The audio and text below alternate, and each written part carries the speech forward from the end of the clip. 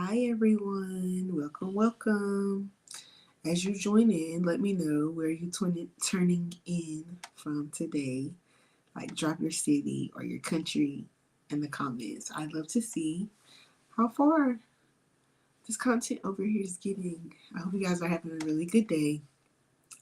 For those who don't know me, I'm Bria Colon. I'm an immigration attorney and strategist who help other contract and traditional immigration law firm owners grow their practices and create more revenue. Whether you're drowning in leads that don't convert or struggling to even get leads at all, you're in the right place. Hi.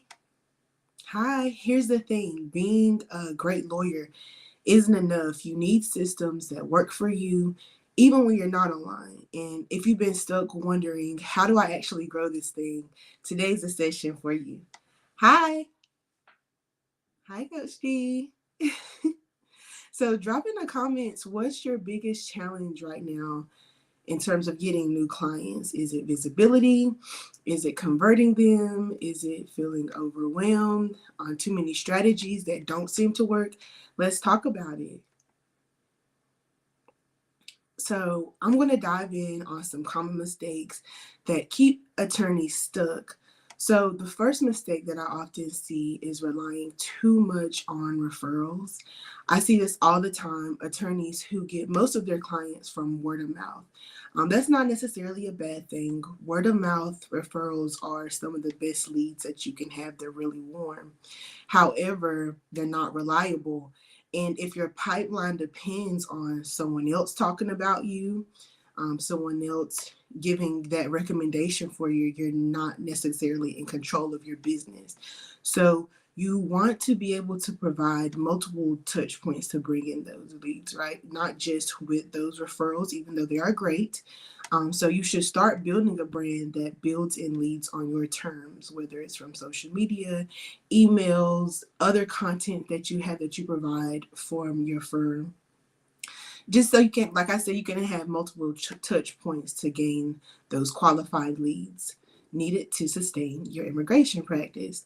So the second mistake is not having any type of pre-qualification process. So do you ever hop on a consultation or strategy call just to realize that they're not a good fit, they can't pay, or they don't even need an attorney yet, they're not qualified at all in any way? And not only does that drain your time, that drains your energy as well.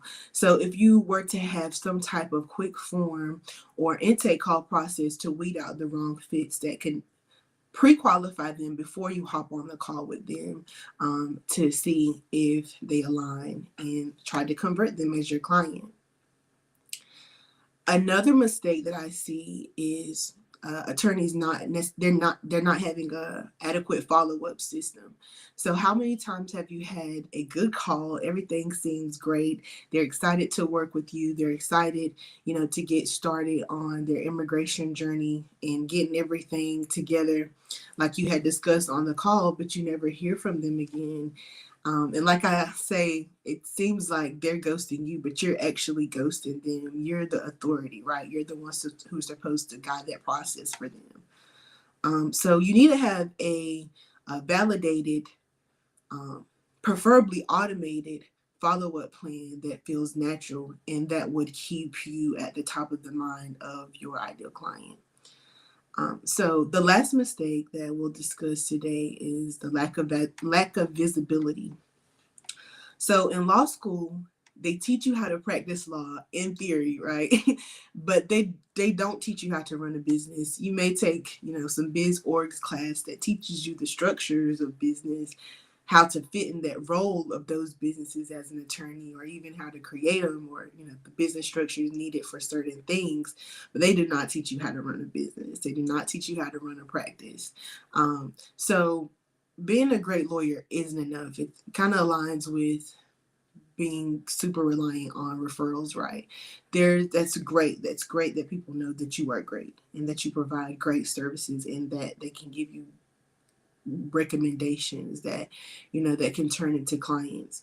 But having that visibility online, it multiplies that opportunity by so much, so much.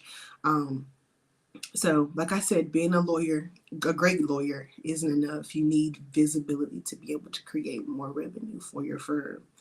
So spend like 5 minutes a day just engaging on LinkedIn, updating your bio, or posting something helpful. That's it. Posting something. As the immigration attorney, we see something new going on every day. Every day is something. Every day is something. Every day is something.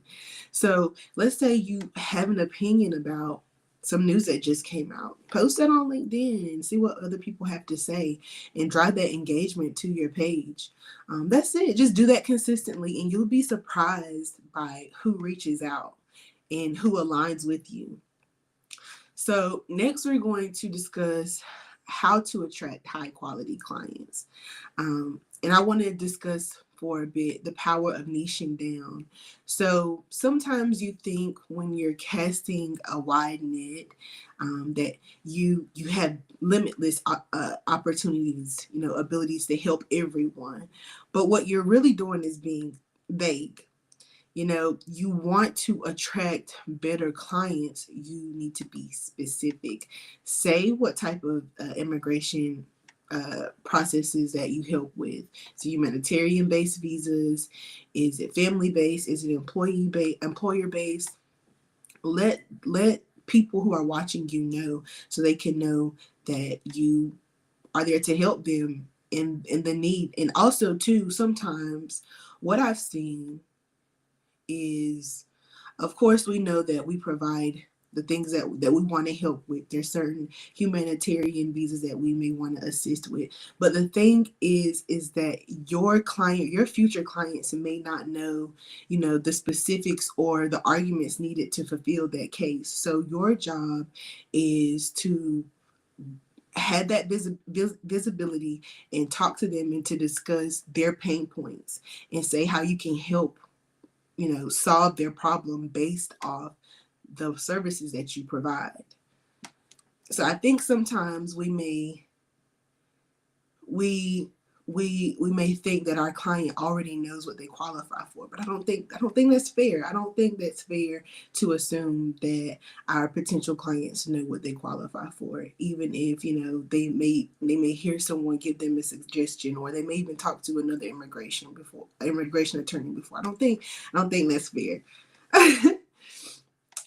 Be specific. You take lead and be specific so they can know how you can help them. And be very clear in your messaging. Clients don't care about the legal jargon. They care about the results and understanding that you relate to them and you get their struggle and you want to help fulfill their biggest dreams. Speak to them like a human. Sometimes I know it's easy to get caught up in the legal jargon, especially when you're analyzing certain things and you're thinking logically. Sometimes it's easier to just go through, okay, this is the I-130, I-480, and it's like they don't know what this is. Be able to discuss to them what this means. Just like if you were speaking to a family member who knew nothing about immigration law, it's best to be able to relay that messaging in that way so you can best connect to them and have that relatability and see if you actually align. So here are some top marketing channels for those who are doing the contracting realm or even running a traditional immigration law firm. LinkedIn is really good for networking and credibility. Like I said earlier, if you just want to post your opinion about what's going on in the news, that's really great to be able to link with other people who have, similar things to say about what's going on. And also too, you create that credibility from your opinion, because it's showing that you know your stuff. So another marketing channel that's good for you is Instagram. It's good for visibility and relatability. What I've seen with working with my clients, a lot of people see them on Instagram from their lives. So depending on when you go live, I think it's best to go live based off when you think your ideal client would be up there. So a lot of my clients are on live at night because a lot of their clients are immigrants who may get off late at night, but they still want to be caught up about what's going on, caught up about the immigration news and how that may affect them. So having that visibility and to be able to provide that type of information, provide that help and assistance at a time that meets them where they are is always great. Instagram is a great platform for you to be able to do that. YouTube is a great platform as well. What I've noticed, especially when it comes to commonly asked questions, it's really good to create videos like or long form content, just explaining a bit about certain processes so people can feel comfortable before they're coming to you about a problem that they may have. What I've found in with doing, various consultations is that people they like to be in the loop somewhat about what's going on in the process, and they want to, sometimes, and sometimes it's to their own discredit. They're like, oh, do I have enough evidence for this? I just want to watch this video and see, even though they may realize that, what they think is a sufficient amount of evidence isn't necessarily what's needed to be able to, get their case approved. But I think it just gives them that comfort to even be able to have a conversation about what's going on. I think that's what YouTube is really good for. YouTube is really good for long form content that answers common asked questions that people give. So once you're doing these consultations or doing these strategy calls with your leads, it's also really good to document the some common pain points that you've experienced within those calls, and those that would make really good content so that leads can see that. So I said all of that to say that the content that you give, that you provide, it builds that trust. So when you give value from afar and when you give value before they even book, they come to the consultation already trusting you. And that's the magic. After this live, go to your LinkedIn and your website and ask yourself, is this speaking to my ideal client? Is this speaking to whom I want to serve? If not, revise your bio and make it clear on how you can help and who you can serve. So now we're going to discuss converting leads to paying clients. So I like to call this the pre-sold consultation framework. So here's how it works. They see your content, they see that you're on live, you're talking about the issues that they may have. You discuss some of the ways that they may gain status even after they may overstayed a certain non-immigrant based visa that they were on, or maybe they entered without a visa or being paroled or being admitted, but they still need help with how they can change their status or become, get themselves straightened out, right? So they see your content if you discussing those solutions to the problems that they may have. They relate to your story. They relate to the success stories that you've had with your firm. They relate to they may even relate to your identity.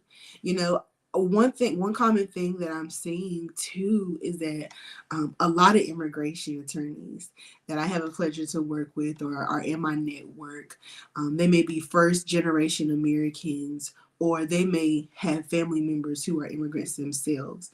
And so a lot of times people identify with someone who is like them, and it gives them even more reassurance and they feel even more taken care of.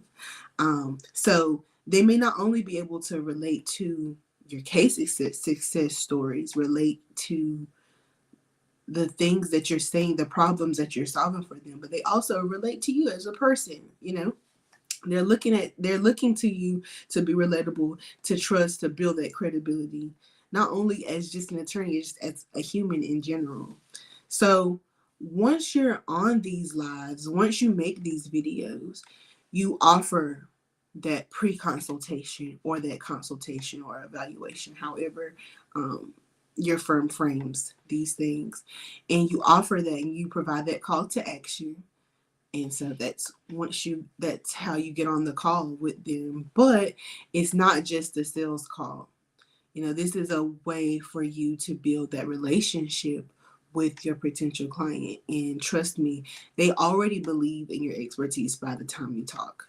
At this point, they're like, I'm ready to talk to the attorney. I'm ready to talk to who is going to help me solve this problem. I'm ready. I'm going to be on. I'm ready. I'm ready. So here's how you structure your consultations for conversion. Start with empathy. Tell them, thank you so much for giving us a call or reaching out to us. I love to see how we can work with one another. I would like to ask a few questions to see if you're eligible for multiple options of immigration relief that we may offer here at this firm. Or if you're working, even if you're working with other firm owners, such as like how I handle certain things in my practice with doing contracting work, it's still the same thing because we're all humans. We all want the connection with whom we're seeking to serve us and whom we're seeking to serve. It's how we are. So start with that empathy, move into clarity and finish with a plan. Don't info dump, just guide them and lead them into how you can solve their problem. And you need to follow up without feeling salesy. It's not salesy. You're keeping them at the top. You're keeping yourself at the top of their mind. Use tools like Calendly, automated emails, or even a DM check-in. You're not being annoying. You're reminding them that you can help. And use a simple CRM system, so you can track who contacted you, when you followed up, the next steps. I use Kit to do this for my leads, and I often have clients do the same. Even immigration firm owners do this, use ConvertKit, or now it's called Kit, to be able to track and see who contacted the firm and just where they are in the process of the intake process. So a bonus tip would be to use some type of urgency. Spots are filling up, prices are increasing. Say that gently but clearly. People respect boundaries and are more likely to act. Even with this urgency of what's going on in this administration, it's not fear mongering. You're literally telling them, if you qualify for this is how I can help you, so we can avoid the consequences that none of us want to experience. I can help you with that solution. I can guide you with that solution. They're really looking for the guide on how you can solve their problems. So let's quickly run through what we covered today. So we covered through the common mistakes that are blocking your growth, how to attract high quality clients by being specific and consistent, how to guide leads into becoming paying clients through clarity, structure, and simple follow-ups. Tell me in the chat, what tip today hit hardest for you? Let's be honest. Which one are you going to act on first? And if you're done trying to figure out on your own and you want a clear, customized plan for how to attract and convert more clients, let's talk. Click the link in the bio to schedule a strategy call. And on the call, we'll map out a step-by-step approach for how we can how we can help your firm grow without so much overwhelm, without so much confusion. Thank you so much for being here with me, and I appreciate every one of you doing the hard work to grow your firm the smart way. You don't have to do this alone. I'll see you next time, guys. Have a good one.